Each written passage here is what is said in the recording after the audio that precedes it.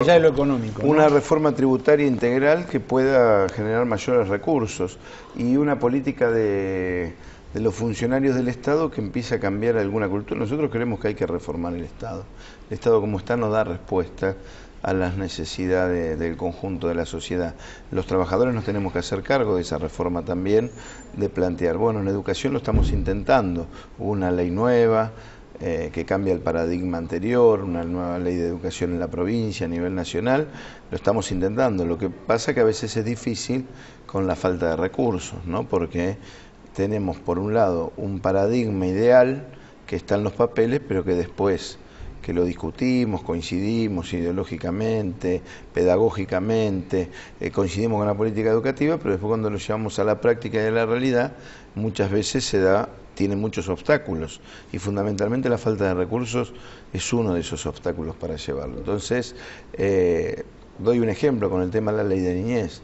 La ley de niñez cambia el paradigma del patronato en la provincia de Buenos Aires, ya no se institucionaliza a los chicos por la condición social, hay toda una serie, se toma a los chicos no como un objeto, sino como un sujeto de derecho, y se dan la ley que prevé muchísimas cosas, prevé equipos de atención en los municipios, en regionales, con médicos, con abogados, con trabajadores sociales y demás. Si hay alguna situación conflictiva con ese chico, la escuela tiene el equipo de orientación escolar, que lo tiene el 40% de las escuelas, lo tendrían que tener todas, puede interactuar con este equipo distrital y donde está a cargo del municipio. Bueno, antes se recurría, cuando había una situación de estas características, al juez. Y era lo que nosotros queríamos que no sucediera. Se cambia el paradigma, se elimina el tema de la figura del patronato. Yo recorro las escuelas y les digo, bueno, esto es mucho más avanzado, consideramos a los chicos como sujetos de derecho y demás, se puede recurrir acá. Y a mí me dicen, sí, todo muy lindo, pero antes podíamos recurrir al juez y ahora cuando busco el equipo no lo tengo. Y entonces ahí colisiona una construcción jurídica, una construcción social, una disputa ideológica que ganamos en ese sentido, colisiona con la realidad, con la falta de recursos. Y entonces ahí es necesario poder avanzar en mayores recursos para que cuando ese maestro o ese enfermero o ese médico en el hospital recurra a ese equipo, tomen el problema, lo resuelva, lo aborden y traten de ayudar a resolver el problema. Mi vieja, que tuvo 50 años docente, se jubiló con 1000 mangos de jubilación. ¿En la Nación? En la Nación. Claro. Bueno, Claro. Perdóname, te pongo mi vieja, que tuvo 37 y se jubiló en provincia, cobra 4 lucas hoy. Sí, porque el sistema, pero por eso yo preguntaba.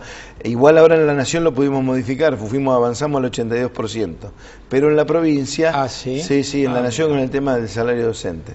Pero en la provincia nosotros pudimos defender el IPS, que está del 70% según los años de servicio hasta el 85% del trabajador activo.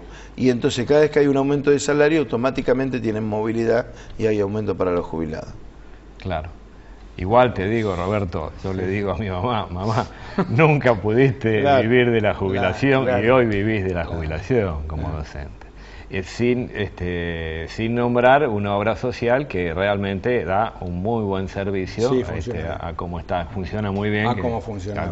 Cómo funcionaba, digamos, está funcionando muy bien. Y además una contención también por parte del gremio, porque el gremio se ocupa de los jubilados, los llama, participa, tiene lugar. La verdad que eso es una muy buena acción, porque por lo general los gremios tienden a desentenderse de los jubilados y no es el caso no es el caso de ustedes, digamos. No, porque tenemos una concepción. Primero, si no los defendemos nosotros, ¿quién los va a defender a los jubilados? Y además se merecen poder disfrutar los años después de una vida de trabajo, pero además los necesitamos para que nos formen y nos aporten toda la experiencia de 30 años, 40 años en una escuela, todo lo bueno que hicieron todos esos años. Necesitamos que los docentes jóvenes puedan abrevar de esa experiencia también. Ahora esto que decía Claudio es interesante, ¿no? Porque alguna vez Por ahí no lo veré yo, pero ustedes que son más jóvenes, por ahí sí, ¿no? Habría que cambiar un poco la cultura, esto se llama la cultura del trabajo, la cultura que dice que los maestros somos vagos, que tenemos 3 meses de vacaciones, que esas cosas que seguís escuchando y que por qué se quejan y por qué, como si el estrés no existiera, como si, ¿no? Y que creo que esto se debería hacer desde el mismo lugar gremial, ¿no? Sí, y lo planteamos concretamente, lo discutimos, lo debatimos, ¿no? Rechazamos ese discurso. Lamentablemente creo que la presidenta tuvo un error a principio de año porque planteó esto también en el tema del Congreso Nacional, porque es un discurso que apunta a un paradigma en realidad que intentaba desprestigiar o deslegitimar a los maestros en otras épocas para privatizar la escuela pública, ¿no? Y entonces quizás el enojo le jugó una mala pasada en ese momento, que fue un error y fue injusto porque ese planteo no es un planteo real. Después decimos, bueno, si hay situaciones de ausentismo, bueno, hay que ver primero por qué se dan, por qué se enferman los maestros y todo eso. Y donde hay corrupción, lo que tiene que hacer el Estado es cortar la corrupción. Nosotros estamos de acuerdo con eso. Bueno, eso es importante lo que estás planteando, Rodrigo. Es una postura madura y que tiene que ver con una defensa real de la escuela pública. Porque hay problemas, digamos, existen problemas. Y por ahí, y con esto, disculpame que por ahí me meto, viste, en una cuestión, viste, los gremios somos siempre muy celosos de las cuestiones, pero por ahí esto de generar un paradigma de la educación, digamos, esta tarea que yo sé que ustedes están encarando y que es muy difícil porque hay que torcer toda una historia liberal, hay que torcer todo un montón de ideas donde por ahí, en realidad ustedes han hecho una transformación muy grande del gremio docente en lo positivo, en la participación, en sentirse trabajador, en sentirse solidario, sentir la necesidad de organizarse, digamos. Esta construcción también me parece en la que hay que avanzar porque también a veces el ausentismo, la falta de motivación, no solamente tiene que ver con lo económico, las condiciones de trabajo, sino para qué va y cómo va uno a hacer la tarea que está haciendo, ¿no? Esto, volver a recuperar la idea de lo que es la docencia, ¿no? De lo que es interactuar, de lo que es poder interactuar con un chico, de la importancia que eso tiene, de los elementos que uno da para poder que se pueda convertir en una persona que crea en la solidaridad, que crea que puede transformar la realidad, que tiene un rol que cumplir en esta sociedad, y no solamente trabajar y ganar dinero, sino también ser una persona con determinadas características.